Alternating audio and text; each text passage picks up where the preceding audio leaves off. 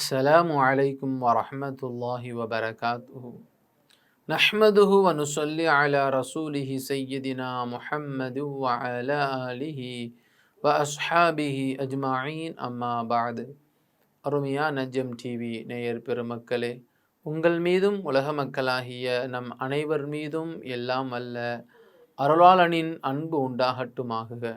இஸ்லாமிய நற்போதனைகளில் இன்றைய தினம் நாம் பார்க்கவிருப்பது சிறுவனின் உபசரிப்பு வேண்டாமா.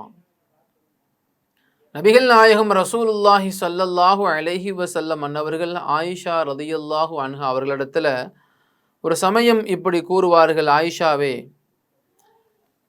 உன்னிடம் இருக்கக்கூடிய அந்த ஒட்டகத்திற்கு நல்ல முறையில் பயிற்சியை கொடு. அப்படி பயிற்சியை கொடுப்பது மட்டுமல்ல, அந்த கால்நடை அந்த ஒட்டகத்திடத்தில் நீ அன்பை காட்டிக்கொள் அப்படிங்கிற ஒரு விஷயத்தை சொல்றாங்க. நபிகள் பெருமானார் ஸல்லல்லாஹு அலைஹி வஸல்லம் அவர்கள் கால்நடையாக இருக்கக்கூடிய ஆடு, மாடு, ஒட்டகம், மற்ற உயிரினங்கள் எதுவாக இருந்தாலும் அந்த உயிரினங்களை நீங்கள் வைத்திருந்தால் அந்த வைத்திருக்கக்கூடிய அந்த கால்நடைகளுக்கோ அந்த உயிரினங்களுக்கோ நீங்கள் கொடுக்க வேண்டிய பயிற்சியை கொடுப்பது மட்டுமல்ல, அந்த கால்நடைகளிடத்தில் உங்களை அன்பை பரிமாறிக்கொள்ளுங்கள் என்று நபி அவர்கள் சொல்லியிருக்கிறார்கள் என்று சொன்னால், நம் பெற்றெடுத்த நமது பிள்ளைகளுக்கு எத்தகைய நல்லொழுக்கங்களை கற்றுக் கொடுக்க வேண்டும், நாம் பெற்றெடுத்து நமது பிள்ளைகளுக்கு எத்தகைய பயிற்சிகளை கற்றுக் கொடுக்க வேண்டும், நம்முடைய பிள்ளைகளிடத்தில் நாம் எப்படி நடந்து கொள்ள வேண்டும். சில இடங்களில் சில பெற்றோர்கள் பிள்ளைகளிடத்தில் கடிந்து கொள்கிற நிலையை பார்க்கிறோம். தாய் அன்போடு இருக்கிறார் என்று சொன்னால் தகப்பன் பிள்ளைகளிடத்தில் கடிந்தவராய் இருக்கிறார்.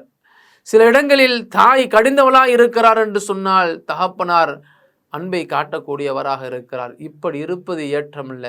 நாம் பெற்ற பிள்ளைகளிடத்தில் அன்பை காட்டுவதும் நாம இருக்க வேண்டும்.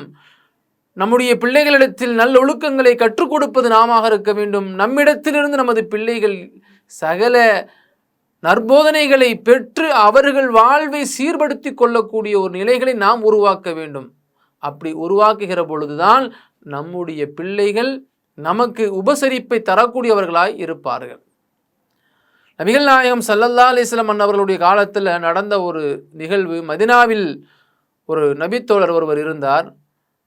நபி ஸல்லல்லாஹு அலைஹி வஸல்லம் அவர்களை எப்பொழுது சந்திக்க வருகிறதோ அப்போதெல்லாம் தன்னுடன் தன்னுடைய மகனை அழைத்து வருவார். அப்படி அழைத்து வருகிற பொழுது அந்த சபையில் நபி அவர்களிடத்தில் பேசுகிற பொழுது அந்த கூட்டத்தில் அந்த குழந்தை என்ன செய்வார், தன்னுடைய தகப்பனாருடைய தோல் புஜத்தில் ஏறி அமருவது, தன்னுடைய தகப்பனாருடைய மடியில் படுத்து கொள்வது, அங்கும் இங்குமாய் விளையாடுவது, இப்படியுமாக இருப்பார்.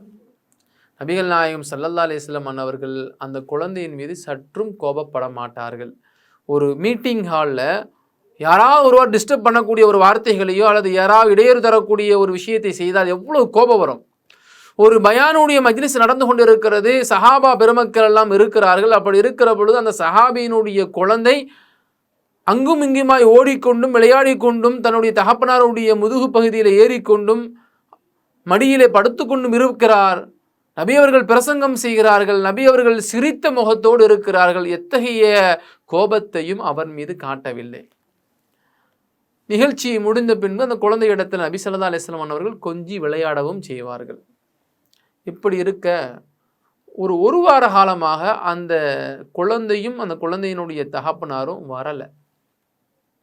நபி அவர்களுக்கு ஞாபகம் வருகிறது, நம்ம பயானுடைய நிகழ்ச்சியில் பிரசங்கம் செய்கிற பொழுது அந்த குழந்தை தன்னுடைய தகப்பனாரோடு விளையாடி கொண்டு இருப்பாரே, அவரை காணாமே, என்னாச்சுன்னு சஹாபாக்கள் இடத்துல கேட்கிற பொழுது சில சஹாபாக்கள் சொல்லுவாங்க, அந்த குழந்தை இறந்து போயிட்டாரு, அந்த கவலையில் அவங்க தகப்பனார் வரலை அப்படின்னு சொன்ன உடனே நபி அவர்களுக்கு ஆச்சரியம். உடனடியாக வாங்க போய் பார்த்துட்டு வரலாம்.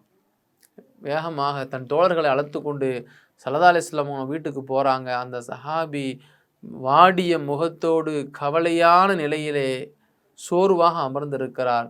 அப்போ நபி அவர்கள் அந்த சஹாபி இடத்துல ஆலோசனை சொல்லிட்டு ஆறுதல் சொல்கிறாங்க, நீங்கள் வருத்தப்படாதீங்க, உங்கள் குழந்தையை நீங்கள் எப்படி மகிழ்ச்சியாக வைத்தீர்களோ அதுபோன்று உங்கள் குழந்தை மகிழ்ச்சியாக இருக்க நீங்கள் விருப்பப்படுகிறீர்களா அப்படின்னு கேட்டாங்க.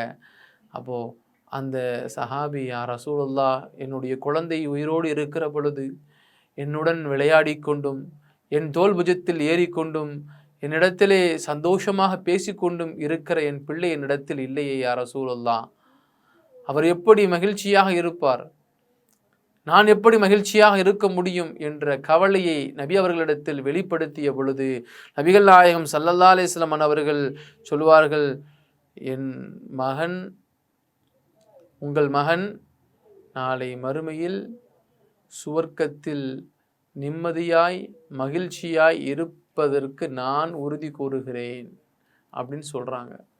நீங்கள் எப்படி உங்களுடைய குழந்தை மகிழ்ச்சியாக இருக்க ஆசைப்பட்டீர்களோ, சந்தோஷமாக துள்ளி விளையாடக்கூடிய குழந்தையாய் இருக்க வேண்டும் என்று ஆசைப்பட்டீர்களோ, அதுபோல உங்கள் மகன் நாளை சுவர்க்கத்தில் சந்தோஷத்தோடும் மகிழ்ச்சியோடும் துள்ளி குதித்து கொண்டு இருப்பதற்கு நான் உறுதி தருகிறேன். அப்படின்னு என்ன அர்த்தம்? உங்கள் பிள்ளை சொர்க்கத்தில் தாங்க இருக்கிறாரு, நீங்கள் கவலைப்படாதீங்க அப்படிங்கிறத விஷயத்தை சொல்லி நபிகள் நாயகம் ஸல்லல்லாஹு அலைஹி வஸல்லம் அவர்கள் அடுத்து சொல்வார்கள், நாளை உங்கள் மகன் மஹ்ஷர் மைதானத்தில் உங்களுக்கு உபசரிப்பு செய்யக்கூடியவராய் வந்து நிற்பார் என்ற வார்த்தையை சொன்ன உடனே அந்த தகப்பனார் ஆனந்த கண்ணீரில் திகைத்து விட்டார். நாளை மறுமையிலே என் பிள்ளை எனக்கு உபசரிப்பு செய்வாரா, நாளை என் மகன் மறுமையுடைய வாழ்க்கையிலே எனக்கு தேவைகளை நிறைவேற்றி தருவாரா என்று சொன்ன பொழுது, ஆம், நாளை உங்கள் குழந்தை உங்களுக்கு உதவியாய் வந்து நிற்பார் என்ற வாக்குறுதி நபிகள் அந்த இடத்திலே கூறினார்கள். அருமையானவர்களே, ஆகையினால நாம் பெற்றெடுத்த நமது பிள்ளைகள் நமக்கு எப்பொழுதும் பயனுள்ளவர்களாய் இருக்க வேண்டும். அப்படிப்பட்ட குழந்தைகளை உருவாக்குவோம். அஸ்ஸலாமு அலைக்கும் வரஹ்மத்துல்லாஹி வபரகாத்துஹு. இன்ஷா அல்லாஹ் மீண்டும் நாளை சந்திப்போம்.